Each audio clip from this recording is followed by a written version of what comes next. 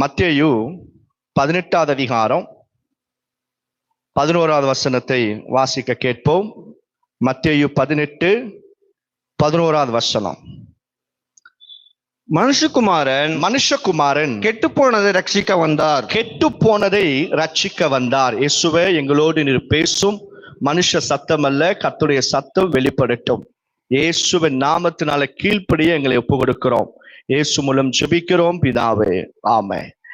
ஆண்டவருடைய வசனம் சொல்லுது, கெட்டு போனதை ரட்சிக்க மனுஷகுமாரனாகிய இயேசு கிறிஸ்து இந்த உலகத்திற்குள்ளாய் வந்தார்.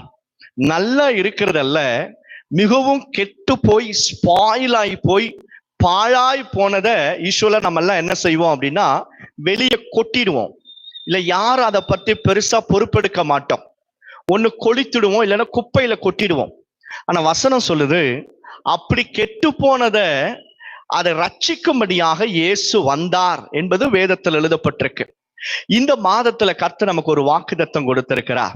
ஏசாயா 62:4 வசனத்துல, இனி நீ கைவிடப்பட்டவள் எனப்படாமலும் உன் தேசம் பாழாக்கப்பட்டது எனப்படாமலும் உன் தேசம் பியூலா எப்சிபா என்றும் உன் தேசம் பியூலா என்றும் சொல்லப்படும்.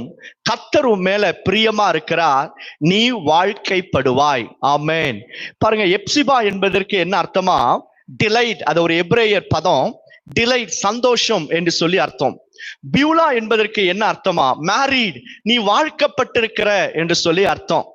யாரை ஆண்டவர் சந்தோஷமாகவும் வாழ்க்கை பட்டதை போல யார ஆண்டவர் மாத்துறார் அப்படின்னா, எது பாழாய் போயிருக்கிறதோ, எது கெட்டு போயிருக்கிறதோ, எது கைவிடப்பட்டிருக்கிறதோ, இனி அவ்வளவுதான் ஒண்ணுமே செய்ய முடியாது என்று சொல்லப்படுகிறதோ, அதை கர்த்தர் எப்சிபாவை போல சந்தோஷம் நிறைந்ததாகவும் பியூலாவை போல வாழ்க்கை பட்டதாக கர்த்தர் மாற்றுகிறார். இதுதான் தேவனுடைய வல்லமை, இதுதான் கர்த்தருடைய நோக்கம். யாருடைய வாழ்க்கையும் கெடுவது கர்த்தருக்கு சித்தம் அல்ல. ஆனா யார் கெடுக்கிறாங்க பாருங்க. எதை நம்ம வாழ்க்கைய மற்றவன் வெளியே வந்து கெடுக்க தேவையில்லை. அது இருந்தாலும் நமக்கு நாமே கெடுதி செய்து கொள்வோம். எப்படி நமக்கு நாமே கெடுதி செய்து கொள்வோம் அப்படின்னா, வார்த்தை வாயிலிருந்து புறப்பட்டு வருது பாருங்க. வார்த்தை, என்னடா வாழ்க்கை, செத்தா நல்லா இருக்கும். ஒரு வாட்டி செத்துதான் பாருங்களேன், பார்ப்போம். எவ்வளவு கடினமான ஒரு காரியம் இல்லை. அவிசுவாசமா பேசுவோம். ஐயோ, இதை நான் ஏன் பெத்தனே தெரியல அப்படின்னுவாங்க. ஐயோ, இங்க நான் ஏன் பிறந்தேனே தெரியல அப்படின்னுவாங்க. ரிமெம்பர், உன் வார்த்தை உன் வாழ்க்கையை கெடுத்துரும்.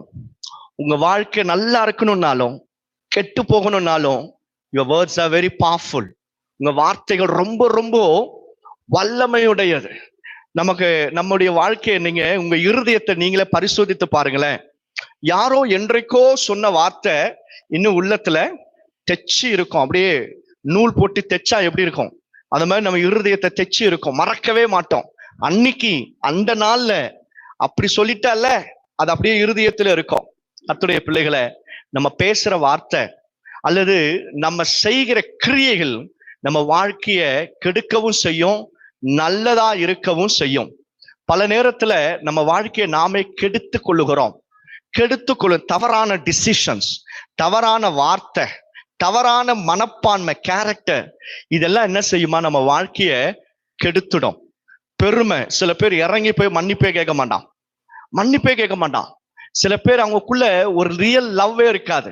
ஒரு உண்மையான ஒரு அன்பே அவங்க இடத்துல பார்க்க முடியாது. எப்போ பார்த்தாலும் ஏதோ ஒரு கசப்பு, வைராக்கியம், ரிவெஞ்ச் எடுக்கணும், பழிக்கு பழி எடுக்கணும், இதெல்லாம் அவங்க யோசித்து கொண்டே இருப்பாங்க. இந்த மாதிரி சுபாவம் எல்லாம் மனுஷனுடைய வாழ்க்கையை கெடுத்து போடும். ரெண்டாவது எது கெடுக்கும் பாருங்க? சத்ரு. வேதத்தில் எழுதப்பட்டிருக்கு, சாத்தான் கொல்லவும் திருடவுமே வருகிறான். அவன் கெடுக்கும்படியாக தான் சத்ரு இறங்கி வருகிறார். ஆனா கர்த்தரோ நம்மை கெட்டு போனதை ரட்சிக்கும்படியாக வந்திருக்கிறார். அல்லேலூயா.